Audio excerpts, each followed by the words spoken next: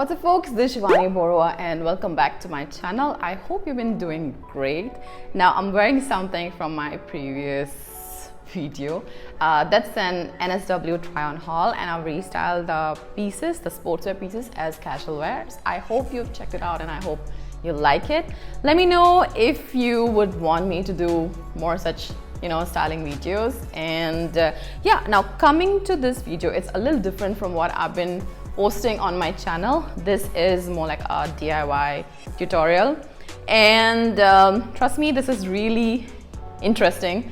I've been trying out a lot of these small DIY over the weekends whenever I have extra time. This is really therapeutic for me, and let me show you something that I've done and then we'll get right into the tutorial. Okay, so this is what I'm talking about. I hope you can see. So these are Nike white Crew socks, which I picked up while I picked up all my stuff for my NSW haul. And I have tie-dyed them in, I would say, my favorite colors. And I can't tell you how beautiful they turned out and how happy I am to see the outcome. So let me show you how I have tie-dyed these socks, yeah? And I'm also going to show you how they look on feet. Now, time for the tutorial. So what do we need for this tutorial? There are a couple of things we need to buy and a couple of things we need to get from our kitchen. Now, we need a tie-dye kit. I got myself this one, which has got 12 colors powder. You can also opt for liquid. I didn't come across any dye in liquid form that is also pocket friendly. Now, if you find any liquid dye, please let me know. I mean, you can see I've used some of them already. The kit also came with this tie-dye fixer, this thread to tie basically, and this measuring tape, which we won't need for this particular tie-dye tutorial. Then we need socks. You can use any brand. I have two sets of them. One is L and the other is XL. Basically more room for me to tie-dye. Now I got them while I went for my haul. If you have watched my video, the previous video on NSW haul. Now I would say if you're trying it out for the first time, use cheap white socks. Another set of things I bought are these gloves. You can use any gloves available with you so that you do not stain your hands while dyeing. Then these containers, I bought them for my convenience. You can use any old squeeze bottle. Then I'm gonna use these hairbands to tie the socks. This is the mixing bowl to mix the color, which is more like my arts and crafts bowl. Things we need from the kitchen: a slightly bigger bowl with warm water, something to wipe the color, the dye, and keep the workstation clean. We need salt and a spoon so as to mix the salt and the water, and detergent. Now, salt and detergent are so that the dye works better on the fabric. Before I wet the socks in the warm water, I'm gonna mix a little bit of salt and a few drops of detergent. Give it a good stir, and yeah, we need to wet the socks because they have to be damp so that the color disperses evenly. They need to be properly saturated,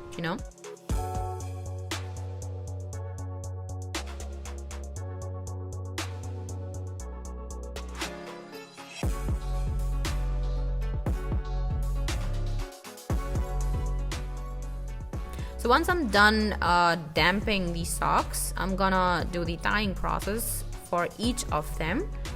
So depending upon what kind of pattern you want, you need to tie and then dye the socks.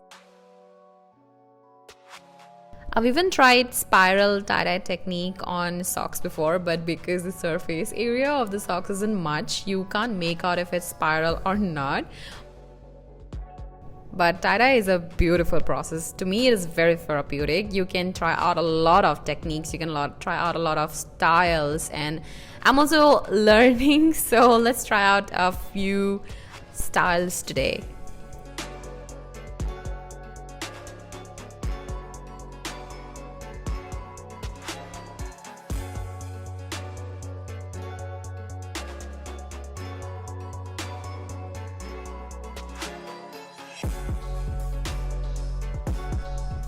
So this is how they look like after the tying.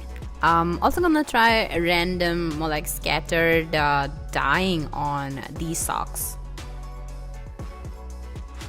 It's time to make the dye solution. Just have to make sure that whenever we mix the dye, there shouldn't be any solid particles remaining. And then I'm gonna put this particular solution in these bottles.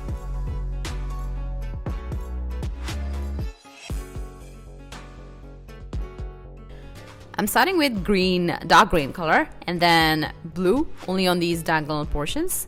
And then for the leftover diagonal areas, I'm gonna use orange.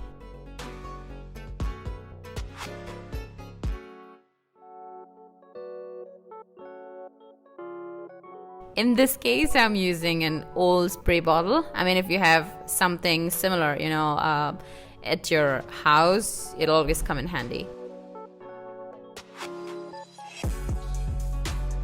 I think the best part about tie-dye is that you end up with a different sort of pattern every time you try a different dyeing process, and that's really fun.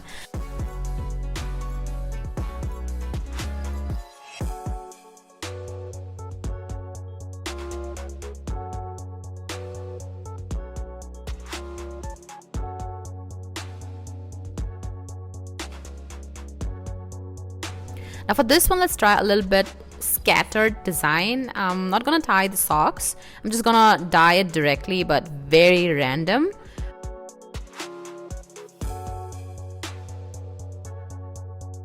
So after I'm done with all the tie and dye process comes one of the most important steps, which is to let them sit overnight. Preferably by putting them inside a Ziploc or any airtight bag.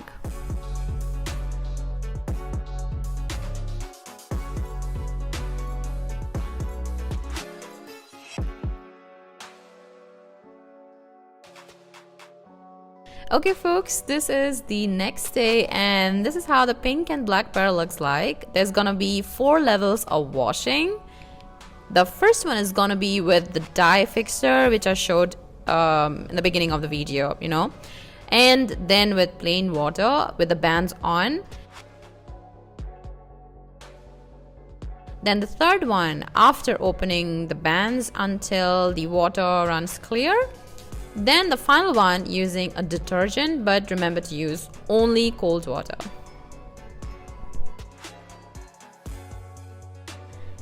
I mean, I love the way it turned out. If you remember, I tied them at 2 ends and I had dyed it pink in all the exposed areas and black more like scattered. This tie-dye process has been so therapeutic for me, I can't tell you. I try to do some sort of tie-dye every alternate weekend. Now these are the final socks. This is how they look like and I love it. I love the way the color turned out to be, you know. So instead of keeping them in the direct sunlight, I've kept them inside the house to set them to dry.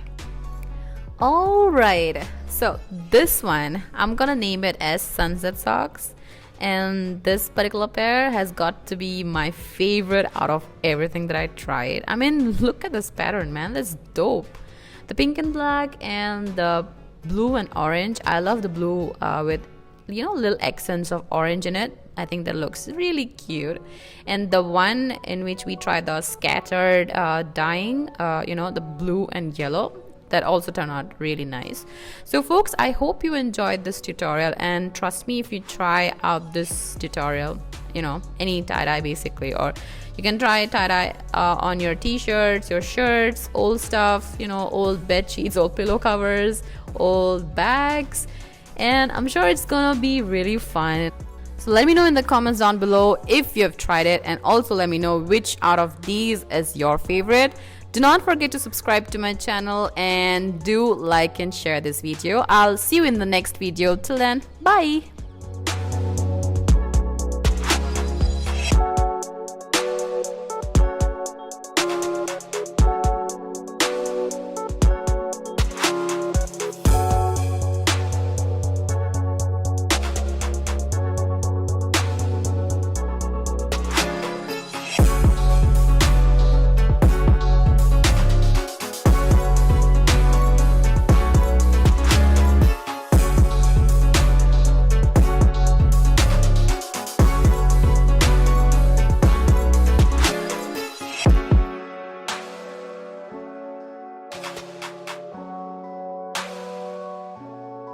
Bye.